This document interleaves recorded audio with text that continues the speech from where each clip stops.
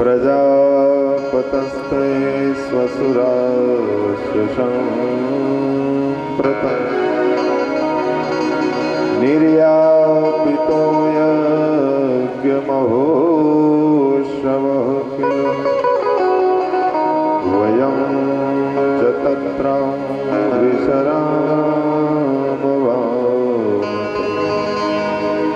यद्यार्थतामी विबुधा व्रजन्ति यद्यार्थतामी विबुधा व्रजन्ति।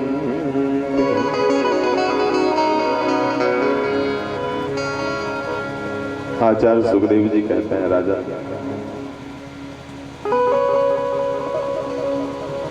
हमारे इस भूमि की दक्षिण दिशा में 99,000 की ऊंचाई में 28 प्रकार के नरक हैं। नरकों का वर्णन करते हुए कहते हैं, ताम्रस, अंधत्रामिस, रौरव, महारौरव, कुंभीपातक, कालशूल, असिपत्रवन, इस प्रकार 28 प्रकार के नरक हैं। और संसार में जो जैसा कर्म करता है उसको उस प्रकार से फल प्राप्त होता है। कर्म प्रधान विश्व रचिरा, कर्म प्रधान विश्व रचिरा, जो जस करे सो तस फल, जो जस करे सो तस फल जाता। कर्म प्रधान विश्व रचिरा, कर्म प्रधान विश्व रचिरा, जो जस करे सो तस फल जाता। जो जस करे सो तस फल जाता। कर्म प्रधान विश्व रचिरा, कर्म प्रधान विश्व रचिरा, कर्म प्रधान विश्व रचिरा, कर्म प्रधान विश्व रचिरा, जो जस करे तो तस फल जाता। जो जस करे तो तस फल जाता। जो जस करे तो तस फल जाता। जो जस करे तो तस फल जाता।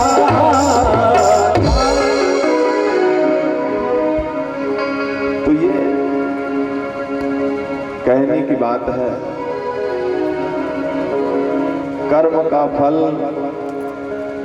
यहीं से मिलना शुरू हो जाता है। शास्त्र कहते हैं ये जो हिंसा की वृत्ति है, इस हिंसा की वृत्ति को छोड़ें।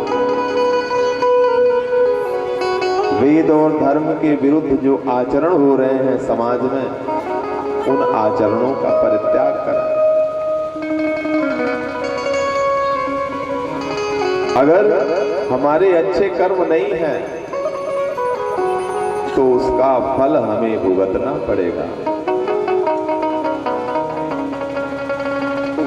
अगर अच्छे कर्म नहीं है तो उसका फल हमें भुगतना पड़ेगा,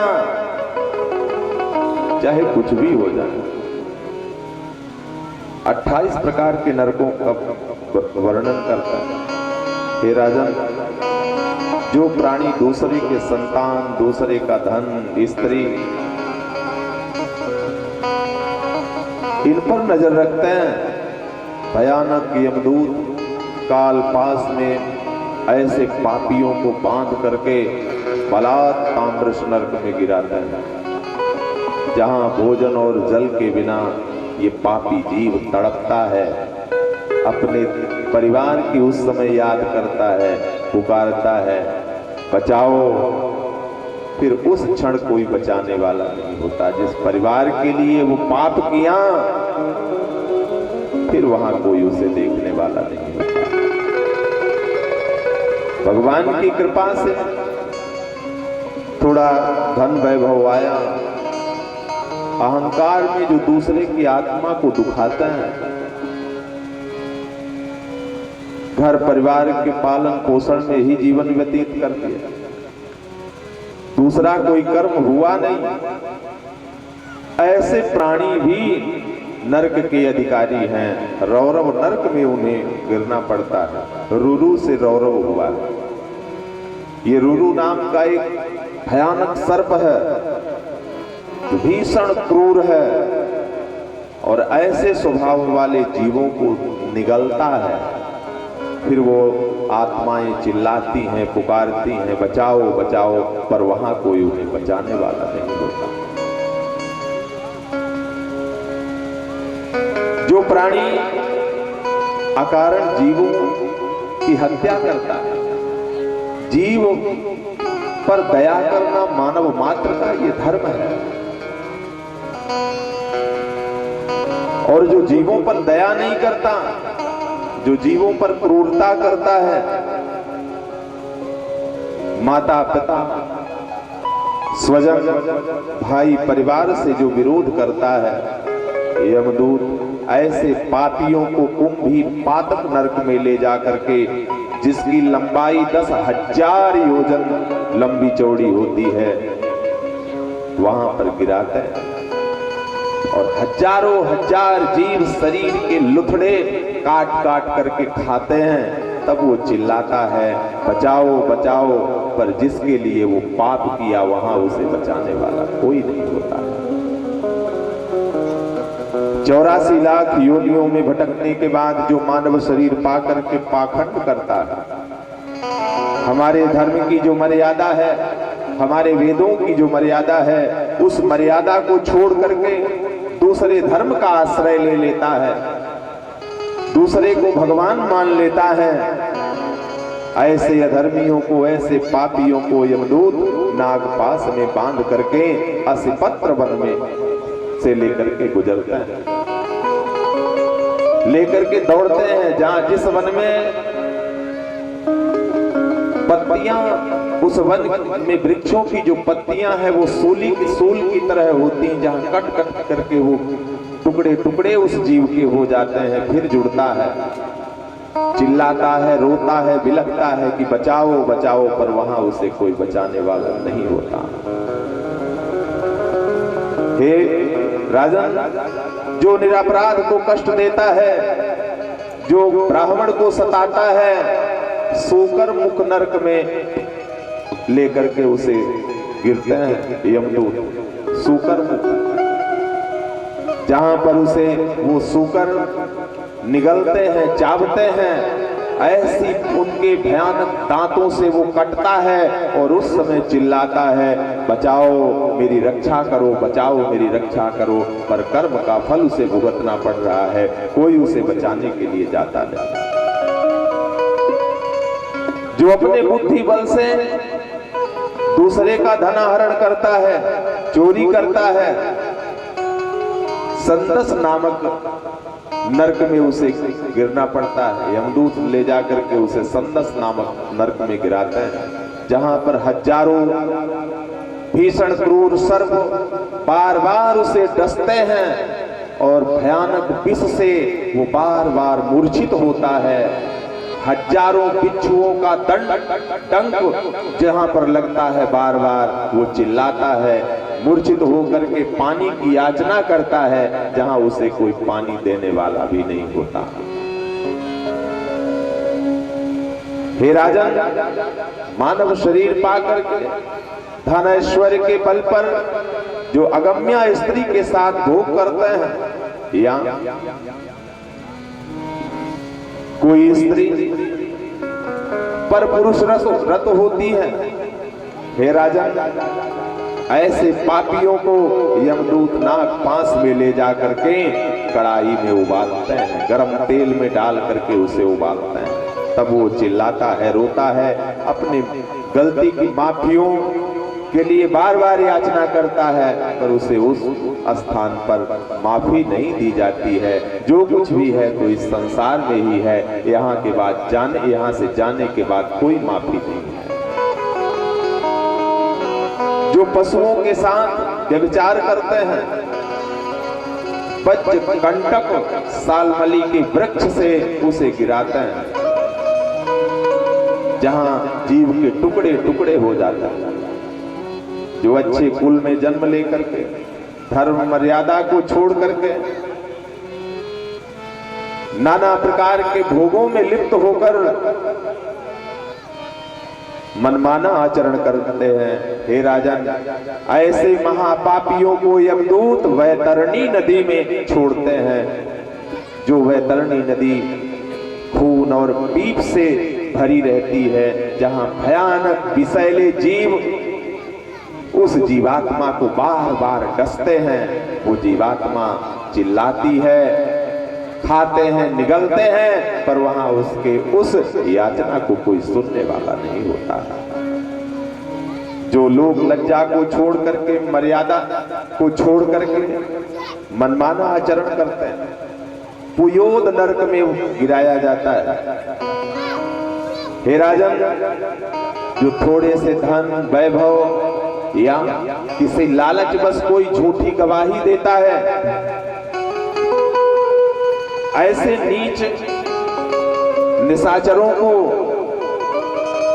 यमदूत नागपाश में बांध करके ले जाते हैं और सिर उल्टा करके उसे लटकाते हैं और भयानक विषाक्त फलों को जला करके उसका धुआं देते हैं। हे राजन, जो निम्न श्रेणी का होकर के अपनी विद्या से, छोटी जाति का होकर के अपने विद्या और बल से अपने को पुजवाता है,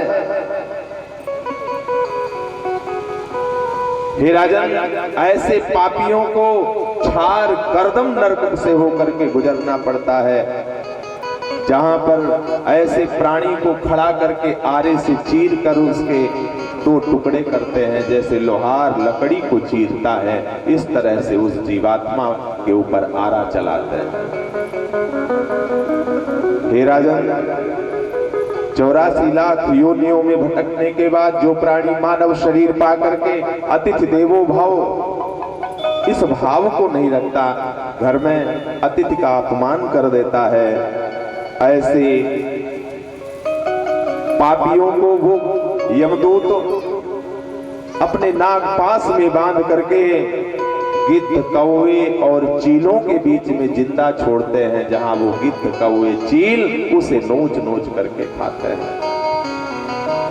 हे राजा, इस संसार में ईश्वर एक ही है, एको अहम द्वितीयो नास्ति, दूसरा नहीं।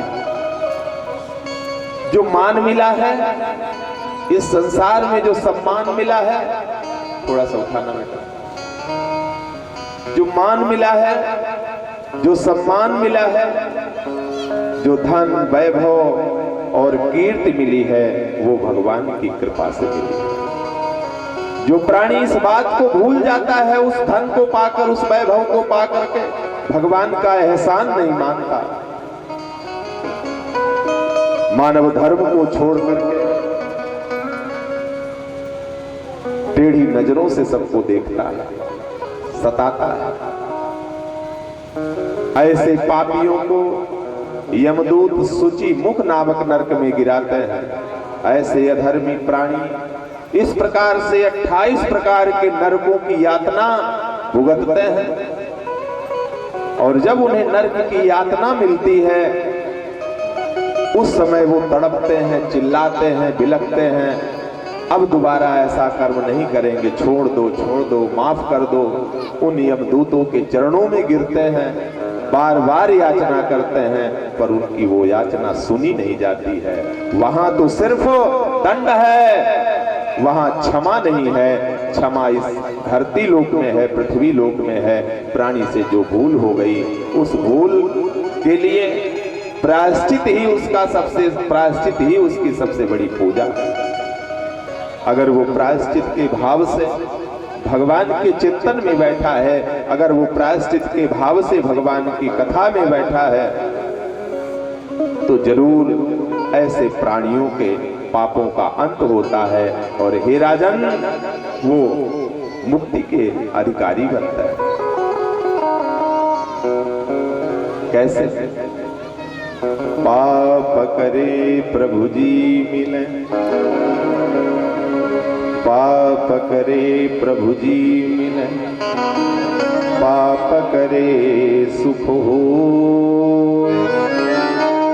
पाप करे मुक्ति मिले, तो भाई पाप करो सबको, पाप करो सबको। सब देख है, पाप करे प्रभु जी मिले। बचाव कैसे होगा इससे? पाप करे प्रभु जी मिले। पाप करे नहीं, पाप करे।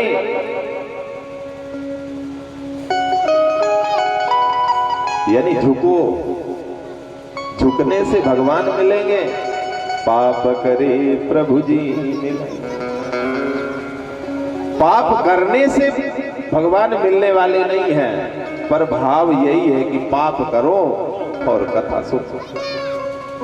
पर नहीं, पाप करे प्रभु जी मिले।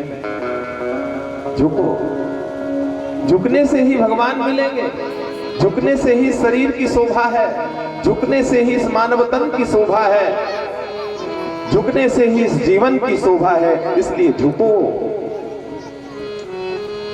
पाप करे सुख हो। जब कोई झुक जाता है, कभी झुक करके देखो। जिस समय हम टूटते हैं, झुकते हैं, और जिसके सामने झुकते हैं, जब वो अंतःकरण से आह्लादित होकर के आशीर्वाद देता है, तो उस जीव को कितना परम आनंद की प्राप्ति होती है। पाप करे मुक्ति मिले, तो भाई पाप करो सबको। झुको, बड़ों का आदर करो, पैर पकड़ो, बड़ों का पैर पकड़ो, भगवान का पैर पकड़ो। क्योंकि जब तक भगवान का पैर नहीं पकड़ोगे, जब तक बड़ों का पैर नहीं पकड़ोगे, तब तक किसी प्रकार से मुक्ति के अधिकारी नहीं, तब तक क्षमा के अधिकारी नहीं हो। कर्मणा कर्म निराहारो न ह्यायन्ति इष्यते अविद्यदधिकारित्वात्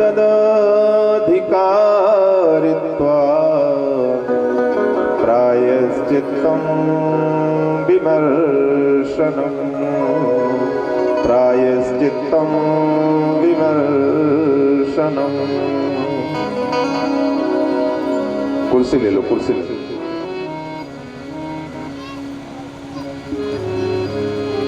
प्रायश्चित्तं विमर्शनम्। राजन इधर देखें, मुक्ति का एक ही साधन है, मुक्ति का एक ही साधन है प्रायश्चित। प्रायश्चित का भाव मन में लाओ, दुनिया से नहीं पर भगवान से प्रायश्चित करो। जब उसके दरबार में बैठो तो दुनिया के सामने नहीं पर उसके सामने क्षमा मांगो कि हे मालिक, जो भूल हो गई हो उसके लिए क्षमा करो। केचित् केवलया भक्त्या वासुदेव परायणः अधं ध्रुवन्ति कार्सेन नेहारमिव भास्करः निहारमिव भास्करः। महाराज परीक्षित प्रश्न करते हैं कि तुम कौन सा प्रायश्चित करें, कैसे प्रायश्चित करें? केचित् केवलया भक्त्या वासुदेव परायण। केवल भगवान के परायण हो जाओ। हमारा धर्म है गृहस्थ आश्रम में रह करके सबके प्रति धर्म का निर्वहन करना, यह हमारा धर्म है। पर उस आश्रम में आकर के नाना प्रकार के सुख और वैभव पाकर के हम उस भगवान को भूल जाएं, ये पाप है, ये पाप है। सकृत मना कृष्ण पादारविंदयो निर्वेशतम तद्गुणराग्यै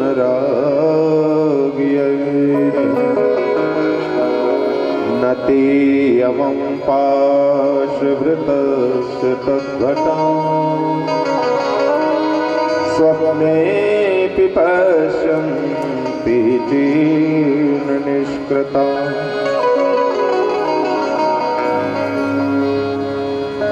राजा, इस जीवन में प्राणी कैसा भी हो, जिसने भी एक बार किसी भी स्थिति में भगवान के चरणों में मन लगा लिया, और अगर मन लग गया तो वो दोबारा लौटता, क्योंकि जो सुख उसकी भक्ति में है, जो सुख उसकी प्रीति में है, जो आनंद उसके प्रेम में है, सत्य कहते हैं राजन, वो आनंद तो स्वर्ग के सुख में है। स्वर्ग में निवास करने वाले देवता भी उस आनंद की याचना करते हैं कि काश मेरा उस प्रियतम से प्रेम हो जाए, काश वो अपना ले। कैसे कैसे ये मनोवृत्ति शुद्ध रहे, कैसे इस संसार से हम पापों से विमुक्त रहें।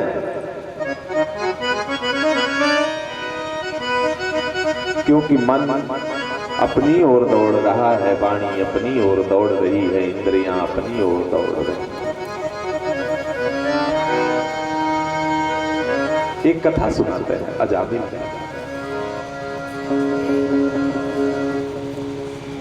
जैसा हम देखते हैं ना वैसा आचरण होता है। अच्छी वस्तु देखोगे तो अच्छा आचरण है, अच्छी वस्तु देखोगे तो अच्छा आचरण आएगा, अच्छा सुनोगे तो अच्छा आचरण करने को मन करेगा,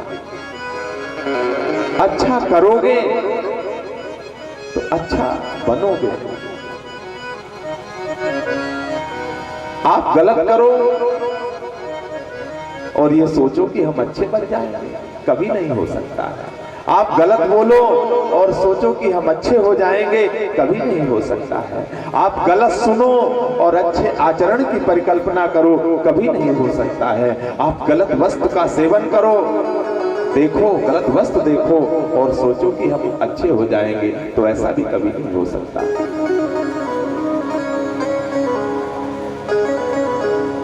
ये आचरण से ही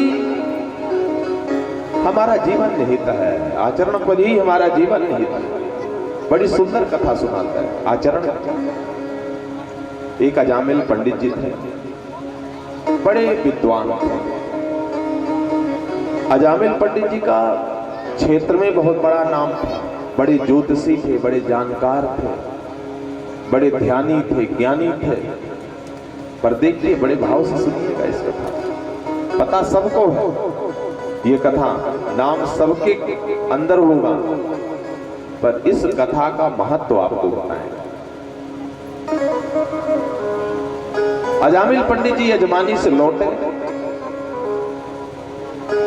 एक रास्ते में एक गणिका को परपुरुष के साथ देखता, और जैसे ही देखे तो मनोवृत्ति बदल गई। उस गणिका से कहते हैं कि तुम बड़ी सुंदर हो, तुम हमारे साथ चलो। गणिका को तो धन चाहिए, सुंदर विवाहिता पत्नी को निकाल करके और गणिका को अजामिल घर में रख दिया। अब भला बताइए, कोई संस्कार दाता ब्राह्मण इस तरह का कर्म करे, फिर कौन समाज स्वीकार करेगा? सब बंद कर देंगे बुलाना। धीरे धीरे जब उन्होंने ऐसा कर्म किया तो अजामिल पंडित जी का आना जाना तमाम से बंद हो गया, पंडिताई बंद हो गई। अब क्या करें? चोरी करने लगे, बहुत बड़े डाकू बने। जब वृत्ति बंद हो गई तो चोरी करने लगे, बहुत बड़े डाकू बने। एक बार संतों का पदार्पण हुआ गांव में। अच्छा, बच्चे भी बड़े शैतान होता है, बच्चों का भी बड़ा ये लड़कपन जो होता है ना, बड़ा विचित्र होता है। बच्चे बच के रहें, लड़के खुश रहें, इनकी खुशी लड़के नाम दिए, लड़के। हाँ, लड़के। संतों का पदार्पण हुआ और लड़के उस समय पे गांव के बाहर खेल रहे थे। तो संतों ने पूछा, भाई कोई अच्छा घर बता दो, हमें शाम हो गई, हम टिक्कड़ खाएंगे कहीं। तो लड़कों ने वही अजामिल का घर बता, हमारे गांव में बड़े धर्मात्मा, वही किनारे वाला घर है, वहीं पे चले जाओ। और सोचे जाएंगे तो ये जो दंड कमंडल लिए हैं अजामिल जी, उस समय पे डाकू अजामिल के नाम से विख्यात हो गए थे। घोड़े पर सवार होकर की काली पट्टी बांधकर अजामिल चलते थे। पहुंच गए, अजामिल नहीं थे। संतों ने अलख जगाई, गणिका वो निकल गई और उन संतों ने उस गणिका को देवी कहा। जैसे ही देवी शब्द का उद्बोधन किया, उस गणिका के नेत्रों से अश्रु टपक पड़े। हे विधाता, हम कर्म ऐसा कर रहे हैं, पर धन्य है ये भारत की भूमि, धन्य है ये हिंदुस्तान की संस्कृति कि हम गिरे हैं कर्म से, किसी के अंतःकरण से नहीं गिरे हैं। इन संतों के अंतःकरण से नहीं गिरे हैं। उन संतों ने उसे जब देवी कहा तो वो गणिका से भारत भूमि की संस्कृति को नमन करती है। जिस धरती में माताओं और बहनों के नाम के सामने पहले देवी शब्द का उद्बोधन होता है। आज गणिका को बोध हुआ, चरणों में गिर पड़ी। संतों ने कहा कि हम तो आपके यहाँ 2 टिक्कड़ खाएंगे। गणिका हाथ जोड़ती किया, हम तो बड़े पापी हैं, हमारे यहाँ का कैसे खा सकते हैं। पर संत उसे नहीं कहते कि धन बांधे पहुंचे, धन बांधे और धन लेकर के दूसरे काम में रत हो जाए। संत वो है, गुरु वो है जो बिगड़ी हुई समाज को सुधार करके एक नई दिशा, नए आयाम की ओर उसे प्रशस्त करे। संत वो है जो बिगड़े हुए को बनाए, हजार बिच्छुओं का डंक सह करके भी समाज को सुधारने का प्रयास करे। संत वो है, गुरु वो है। संतों ने कहा कोई बात नहीं, अब आ गए हैं दरवाजे से तो जाएंगे नहीं, आप हमें भोजन नहीं करा सकती हो तो सूखा सीधा दे दो, हम अपना बना खा लेंगे, हम अपना बना खा लेंगे। संतों ने जब ऐसा कहा वो गणिका बात मान गई, संतों को ला करके देती है, सूखा सीधा देती है। संतों ने ये टिक्कड़ बनाया, खाया। रात को अर्धरात्रि की वेला में अजामिल आता है और जैसे ही अपने घर के दरवाजे के बगल में बट वृक्ष के नीचे उन संतों को देखा, जोर से आवाज देता, कौन हमारे घर में आ गए। उन संतों ने तो कुछ नहीं बोला। गणिका दौड़ करके आती है और अजामिल के मुंह पे ऐसे हाथ रख देती है कि कुछ मत कहो। बड़े भाग्य से हमारे घर में इन संतों का पदार्पण हुआ है। हम इतने पापी हैं, हम इतने नीच हैं, हम इतने अधर्मी हैं, पर उस परमात्मा की कृपा देखो कि आज इस नीच के घर में, इस अधर्मी के घर में इतने बड़े महापुरुष का पदार्पण हुआ है। कुछ मत बोलो, जिंदगी तो पाप करते करते निकल गई, मैं हाथ जोड़ती हूँ, अब इनको कुछ मत बोलो। अजामिल गणिका की बात को मान करके चुप होकर अंदर चला जाता है। ऊपर मत चढ़िए, बोलिए वृंदावन बिहारी लाल की जय। अजामिल अंदर चला जाता है। सुबह होती है, संतों के चलने की बारी आती है। गणिका को बुलाते हैं, देवी देखिए एक व्यवस्था कीजिए, जो जहां आए पीछे आ रहा तो पीछे बैठते जाएं, मत्था जब चलेंगे आरती हो जाएगी तब फिर मत्था टेकिएगा, ठीक है ना, कोई बुरा ना माने। जो जैसे आते हैं वैसे बैठते जाएं। बोलिए वृंदावन बिहारी लाल की जय। संतों की चलने की बारी आई। गणिका से कहते हैं, देवी अब हम लोग चलेंगे, हमें दक्षिणा चाहिए दो, क्योंकि हमारे धर्म का विधान है किसी धर्म स्थान में जाएं तो खाली हाथ नहीं जाना चाहिए। गुरु का स्थान, संतों का स्थान, भगवान का स्थान, इस स्थान में कभी खाली हाथ नहीं जाना चाहिए। भगवान ने अगर कुछ दिया है तो 2 फूल ही लेकर के जाओ।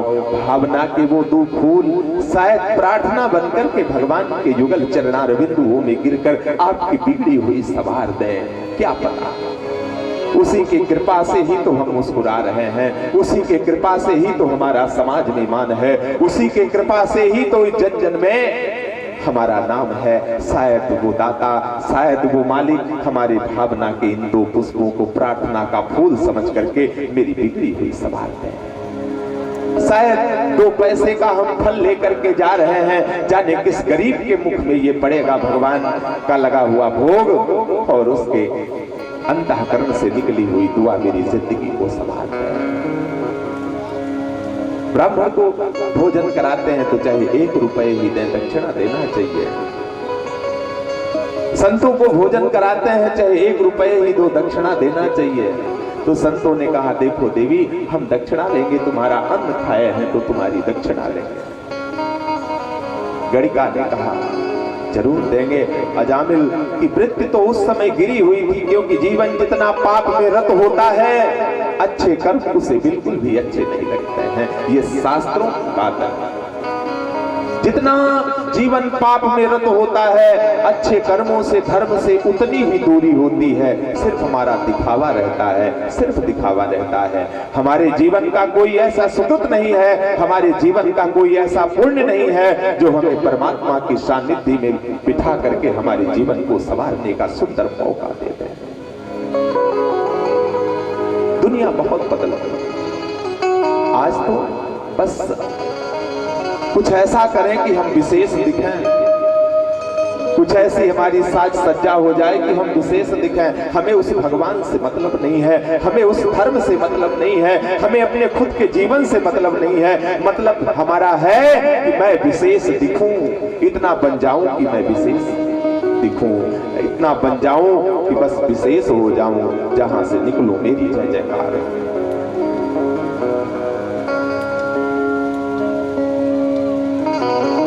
संतों के मन में भाव आया कि हमें तो इसे बनाना है। गणिका ने कहा कि जरूर आपको दक्षिणा देंगे। अजामिल दौड़ पड़ा कि नहीं नहीं, एक पैसे भी नहीं देंगे, हम दुनिया से चोरी करके लाते हैं, घर भरते हैं, और चोर के घर में ही बिदौर आ गई, बड़े आए, कहां से एक पैसे भी नहीं दोगी।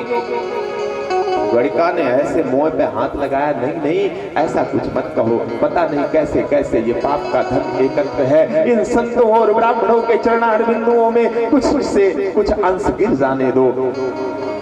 अजामिल चुप हो गया। संतों ने कहा कि मुझे दक्षिणा चाहिए। गणिका दक्षिणा लेकर के जाती है तो संतों ने कहा नहीं, मैं जो मांगूंगा वो देना होगा। गणिका ने कहा मांगिए महाराज, अगर देने लायक होंगी तो जरूर दूंगी। उस समय वो गणिका गर्भवती थी। संतों ने कहा देवी अगर देना चाहती हो तो तुम्हारे गर्भ में जो पुत्र है उस पुत्र का नाम बोलो नारायण रख देना, बस मुझे इतना दे दो। उस गणिका ने संतों को वचन दिया और जो पुत्र हुआ उसका नाम नारायण रखा गया। पिता अजामिल अपने पुत्र से पुत्र पर इतना आसक्त हुआ कि जब किए हुए पाप कर्मों के द्वारा मृत्यु के अंतिम समय में यमदूत जब चारों ओर से उसे घेरे, तड़पने लगा, चिल्लाने लगा। आपने देखा होगा मृत्यु के समय में जो बॉडी होती है वो कूदती है, उछलती है, कभी शरीर हाथ पैर कांपते हैं, हमें दिखाई नहीं देता, पर उस जीवात्मा को यमदूत वो दिखाई देते हैं जिन्हें देख करके वो आत्मा कांपती है, बिलखती है, पर वहां उस समय कोई बचाने वाला नहीं होता है। अंत समय आया, पुत्र पर आसक्त अजामिल जैसे ही यमदूतों के भयानक पासों को देखा तो चिल्लाने लगा नारायण नारायण नारायण बचाओ, नारायण बचाओ। और कहते हुए इस शब्द में वो इतना आसक्त हुआ कि नारायण कह करके अंतिम श्वास लिया। यमदूत आए हुए हैं पापी अजामिल को लेने के लिए, लेकिन नारायण शब्द के उद्बोधन से भगवान के पार्षद अजामिल को आ जाते हैं सुंदर दिव्य विमान लेकर के। वाद विवाद होता है। ये हुआ कि पाप करो और नारायण का नाम ले लो, मुक्ति के अधिकारी बन गए। यमदूत कहते हैं इसे हम नरक ले जाएंगे, और यमदूत कहते हैं इसे हम नरक ले जाएंगे, और भगवान के दूत कहते हैं नहीं, तुम इसे नरक नहीं ले जा सकते हो, इसके मुख से अंतिम शब्द नारायण का निकला है।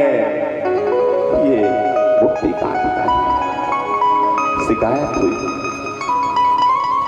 यमराज भी भगवान के बहुत बड़े भक्त हैं, बहुत बड़े भक्त हैं। यमराज ने माना। दूत कहते हैं कि बताइए फिर अब ऐसे पापियों को जब स्वर्ग मिलने लगे तो किसको पकड़े, किसको लाए, कौन है नरक का अधिकारी? जिह्वा व्यक्ति भगवत गुण नाम ध्येयम्, जिह्वा व्यक्ति भगवत गुण नाम ध्येयम्,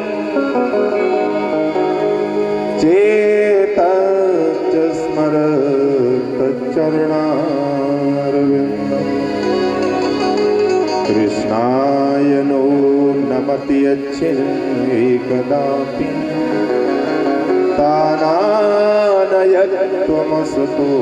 कृतविष्णु प्रत्या, तानानयत्वमसतो कृतविष्णु प्रत्या।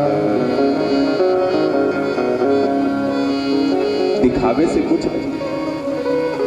शास्त्र कहते हैं दुनिया को मत झुको, दुनिया को मत दिखाओ, पर उसके हो और उसके हो जाओ, यही भागवत है। उसी की कृपा से इस संसार में शान है, तो उस शान को उसके चरणों में समर्पित करो। यही मानव का सबसे बड़ा धर्म है। जिह्वान व्यक्ति भगवत गुण नाम दे। सबसे बड़ा पापी वो है यमदूतों जो 84 लाख योनियों में भटकने के बाद मानव शरीर पा करके जो समाज का कलंक हो गया है, जो परिवार का कलंक हो गया है, जो धर्म की मर्यादा को छोड़ करके कुमार्ग पर कदम रख दिया है, धन की लोलुपता में, पद की लोलुपता में जो पाप में रत हो गया है, धन की लोलुपता में जो जिसने धर्म का आश्रय ले लिया है, पापी तो ऐसे हैं। ऐसे पापियों को पकड़ो।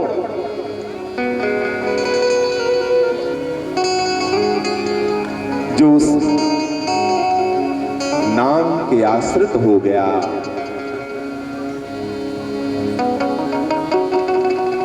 राम एक तापस दिए तारी, राम एक तापस दिए तारी, राम एक तापस दिए तारी, राम एक तापस दिए तारी। हमारे कुछ आदरणीय जन यहाँ पधारे हुए हैं, तो हम चाहेंगे कि वो मंच पर आएं और ठाकुर जी का पूजन करें, महाराष्ट्र से आशीर्वाद प्राप्त करें। आदरणीय प्रदेश महामंत्री मध्य प्रदेश कांग्रेस एवं वरिष्ठ समाज सेवी आदरणीय श्री ज्ञान सिंह जी चौहान, आप यहाँ उपस्थित हैं। हम चाहेंगे कि आप व्यासपीठ पर आएं और पूजन करें, ठाकुर जी का आशीर्वाद प्राप्त करें महाराज जी से। साथ ही आदरणीय भूपेंद्र सिंह बघेल जी, आपसे भी चाहेंगे कि आप मंच पर आएं। आदरणीय पंकज सिंह जी IT सेल जिलाध्यक्ष, आप भी मंच पर पहुंचे और ठाकुर जी का पूजन करें, महाराज जी से आशीर्वाद प्राप्त करें। आदरणीय अजीत सिंह जी, आपसे भी चाहेंगे कि आप व्यासपीठ पर पहुंचे और ठाकुर जी का पूजन करें, महाराज जी से आशीर्वाद प्राप्त करें। एक बार इन सभी आदरणीय जनों के लिए आप सबकी ओर से जोरदार तालियां। करौंदी गांव की ओर से हम आए हुए सभी अतिथियों का अभिनंदन करते हैं। राम एक तापस दिए तारी, राम एक तापस दिए तारी, राम एक तापस,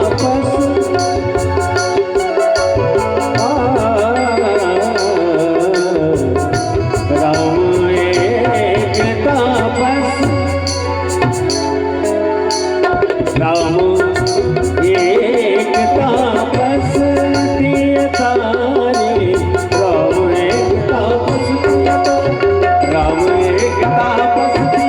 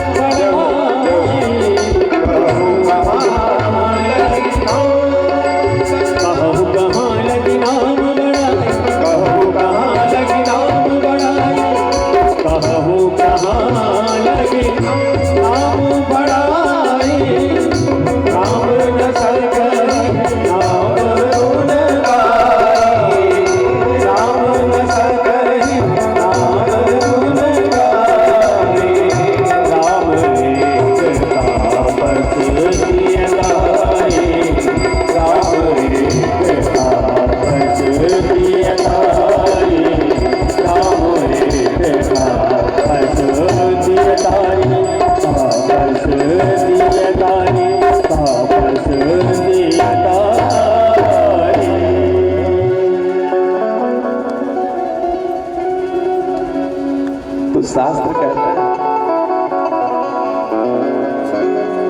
कलिनाओ अधर्म मित्रेण धैर्यं बाधिता धुना। ये कलिकाल अधर्म का मित्र है, भरोसा जीव पर नहीं पर भगवान पर करो। मैं समस्त अतिथियों का व्यासपीठ से बहुत बहुत साधुवाद दे रहा हूं। हालांकि आज 10 वर्षों से कभी कभी यहाँ आना आप हमारा होता है और कभी कभी आपके दर्शन हो जाते हैं ज्ञान सिंह जी। आप जैसे धर्मात्मा कभी सुनते रहते हैं, दिल्ली में है तो पता तो चलती रहती है कि बड़ा धर्म के प्रति आपकी आस्था है। मैं ठाकुर जी से जरूर प्रार्थना करूंगा, क्योंकि आप तो उसी के कुल के हैं, इसलिए बड़ी कृपा है उसकी। और जाति जाति को खाता है, पर वो अपनी जाति का बड़ा मान करता है।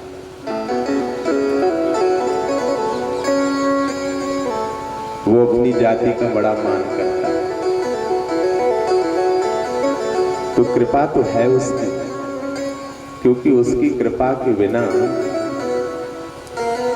ये स्थान क्या जहां आप बैठ गए हैं, इस पथ में भी नहीं आ सकते। इसलिए आपको बहुत बहुत साधुवाद, बहुत बहुत। आइए इसी प्रसंग से गोविंद के युगल चरणार बिंदुओं का चिंतन करते हुए कथा में आगे बढ़े। तो अजामिल के चरित्र से हमें क्या शिक्षा मिलती? जैसा सोचेंगे, जैसा देखेंगे, जैसा करेंगे, जैसा सुनेंगे, वैसा हमारा व्यवहार हो जाएगा। अगर इस संसार में ये कहें कि वो बहुत अच्छा है तो नहीं, बिल्कुल भी अच्छा नहीं। तब तक अच्छा है जब तक उसका मन अच्छा है, जब तक उसकी वृत्ति अच्छी है, जब तक उसका रहन सहन अच्छा है, जब तक उसकी वाणी अच्छी है। और ये कब बिगड़ जाए कुछ pता नहीं चलता। संगति तो एक पल में जीव को बिगाड़ देती है, एक पल में। तो अच्छा सुनिए, अच्छा करिए, अच्छा सुनिए, अच्छा करिए और अच्छा बोलिए। झुक करके चलिए। राई के 20 हिस्सा आपने पीछे 20 ताते छोटे वैर हो तब मिली है जगती। किस बात का अहंकार, किस बात का अहंकार? क्या लेकर के हम आए थे, क्या लेकर के जाएंगे? अरे साल 2 साल 4 साल के लिए अगर हमने बहुत अनीति अन्याय करके धन वैभव कुर्सी कमा ही ली तो क्या हम उसको बांध करके जाएं? पर वास्तव में अगर इस जिंदगी का, इस मानव तन का लाभ लेना है, जिंदगी का आनंद लेना है, तो झुक करके चलिए ना। आप उसके हैं और उसके हो करके चलिए ना। यही धर्म है, यही भागवत है। बोलिए वृंदावन बिहारी लाल की। तुझे मिल गया पुजारी, मुझे मिल गया ठिकाना। तुझे मिल गया पुजारी, मुझे मिल गया ठिकाना।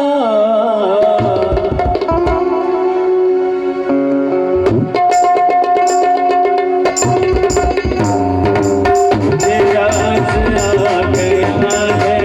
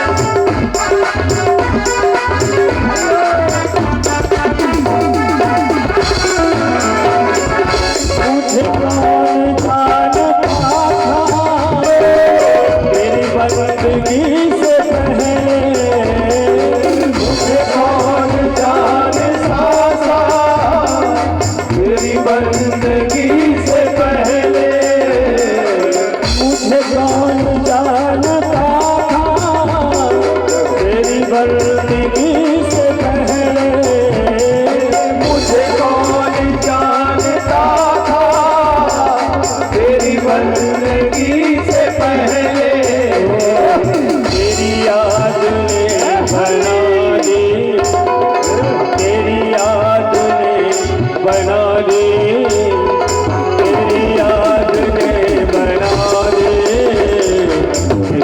जिंदगी फसाना फसाना, तेरी याद ने बना दी जिंदगी फसाना। मुझे मिल गया पुजारी, मुझे मिल गया ठिकाना, मुझे मिल गया पुजारी, मुझे मिल गया ठिकाना, मुझे रास आ गया है, मुझे रास आ गया है, तेरे घर पे सर झुकाना, मुझे रास आ गया है, तेरे घर पे सर झुकाना।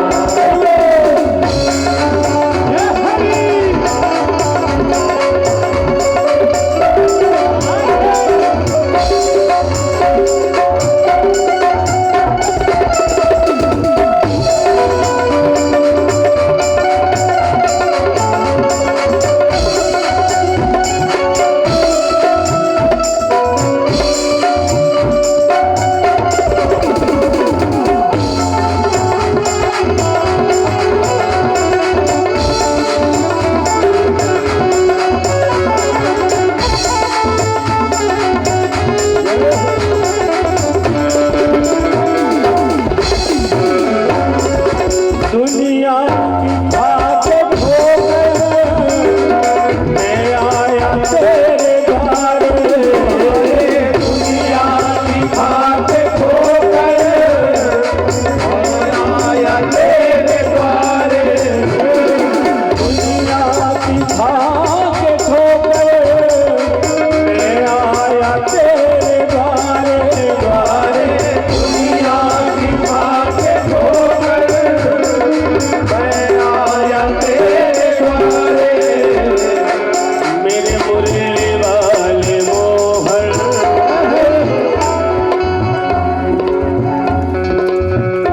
आप सभी ठाकुर जी से निवेदन करें प्रभु, और सब वहीं से दूर दूर से आप सभी हमारी दीदी लोग कहाँ सीधी से यहाँ पहुँचे, घर द्वार परिवार सब छोड़ के और यहाँ आ गए। तो प्रभु से प्रार्थना करें, प्रभु इस पूरे संसार को छोड़ के मैं आपके द्वार पे आ गया हूँ, लेकिन अब मेरे मुरली वाले मोहन अब और हमें सताना नहीं।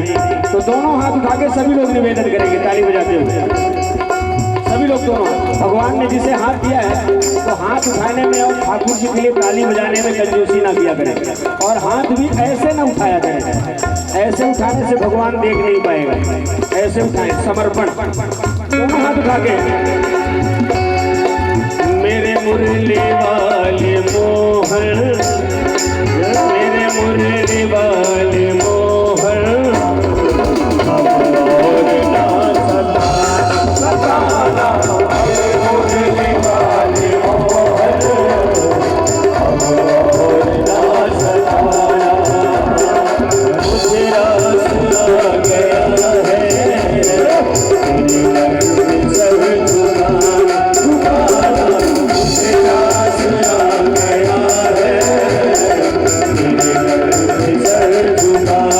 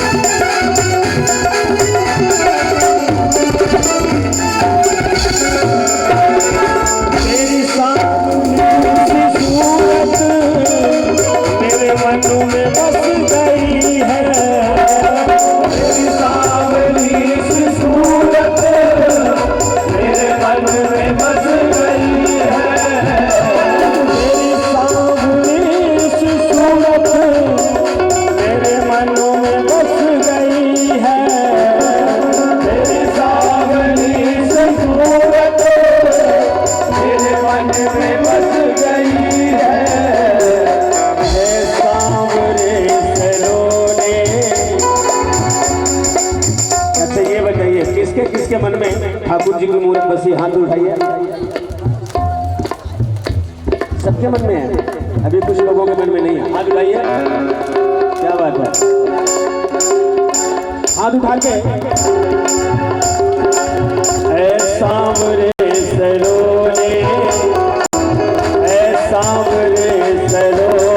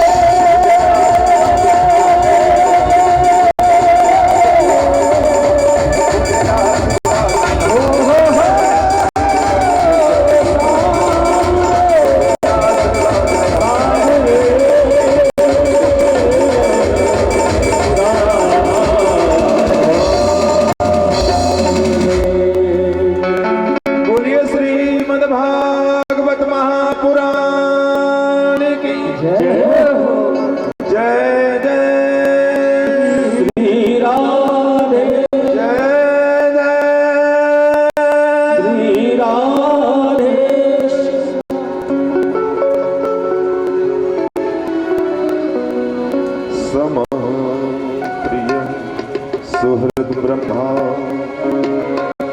भूतानां भगवान स्वयं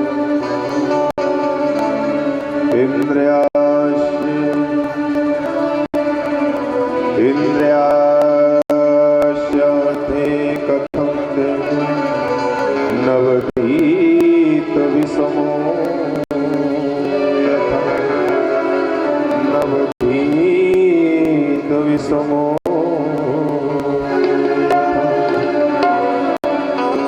महाराज परीक्षित कहते हैं, राजन ठीक है, पाप और पुण्य जीव का व्यवहार है, पर एक पिता के विपुल कुमारा पृथक पृथक गुणशील आचारा है। पुत्र तो पुत्र होता है, पुत्र तो पुत्र होता है, भगवान की संतान है, देवता भी भगवान की संतान है, मनुष्य भी भगवान की संतान है, निशाचर भी। तो क्या अगर एक दुष्ट हो गया तो उस पिता को उसका वध कर देना चाहिए? बताइए।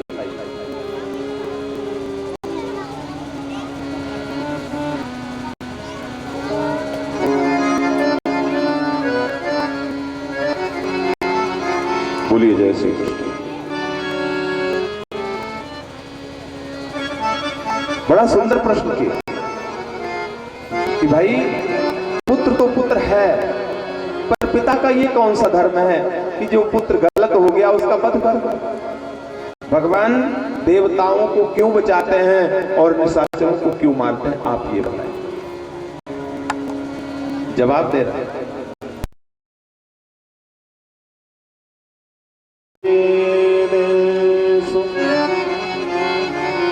यदा देवेषु वेदेषु गोषु विप्रेषु साधुषु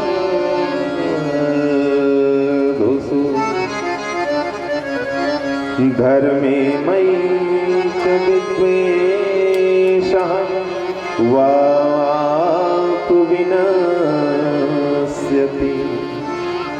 भगवान किसी को नहीं मानता है, किसी को नहीं बताता।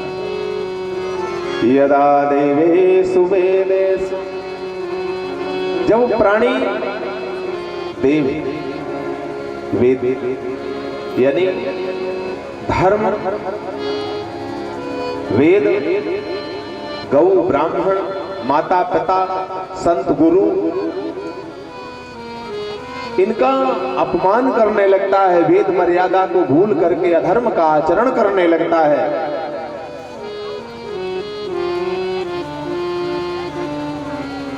वाप विनश्यति, अपने आप ही वो विनाश के कगार पर पहुंच करके नष्ट हो जाता है। राजन, कोई किसी को नहीं मानता है। परमात्मा की दृष्टि में सम है, भगवान किसी को मारते बचाते हैं, अपने कर्म के अनुसार यहां सबका प्रावधान है।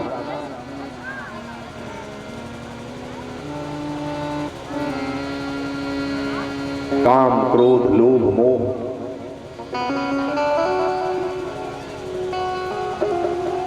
इनमें फंसा हुआ जीव,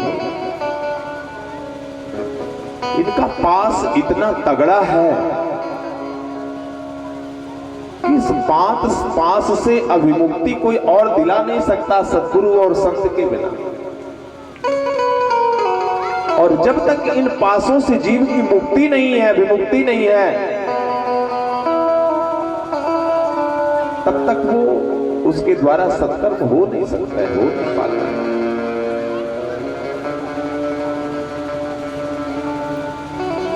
अच्छा, दूसरी बात ये कि ये जितने भी हैं कोई ऐसे नहीं है, रावण कोई ऐसा वैसा नहीं है, हिरण्यकश्यप कोई ऐसा वैसा नहीं है, कुंभकर्ण कोई ऐसा वैसा नहीं कि पूर्व जन्म में जाइए तब पता चलेगी कि ये थे कौन। जिस प्रकार से भगवान का मित्र, भगवान का भक्त होने के लिए पात्र बनना पड़ता है, उसी प्रकार भगवान का शत्रु भी होने के लिए पात्र बनना पड़ता है। आप ऐसा ये समझे कि कलयुग में, कलयुग जैसे युग में दुराचारियों को दंड देने भगवान आ जाएंगे। आप भगवान से याचना करते हैं, जिसने कभी भगवान को जाना न हो उसे दंड देने भगवान आए? नहीं, वो अपनी ही आग में जलेगा, जो कमाया है उसी में जल करके भस्म होगा, जो कमाया है उसी में जल करके भस्म होगा। क्यों? रामलीला होती है ना, तो रामलीला में जो कमेटी के मेंबर होते हैं, जो चलाते हैं उसको, तो उपयुक्त पात्र ढूंढते हैं कि रावण का पाठ करने लायक कौन है, लक्ष्मण का पाठ करने लायक कौन है, राम जी का पाठ करने लायक कौन है ना। ऐसे वैसे को नहीं चढ़ा देते, तो वो रामलीला है, वहां भी खोजबीन होती है कि भाई ये राम का पाठ करेंगे ये ठीक है, ये लक्ष्मण का पाठ करेंगे ये ठीक है। पर कदाचित अगर अपात्र को चढ़ा दिए तो सारी रामलीला भी बेकार हो जाती है।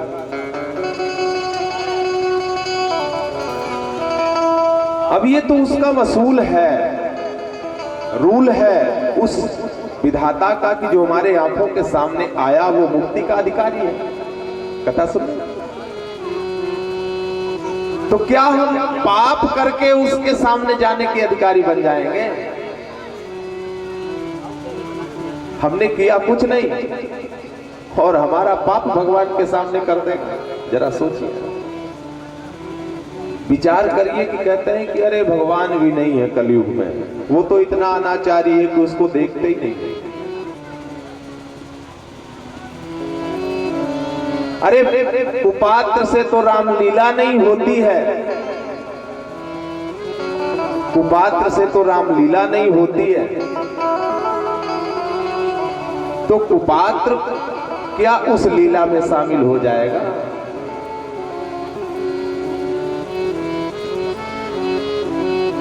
एक कहानी याद आ गया।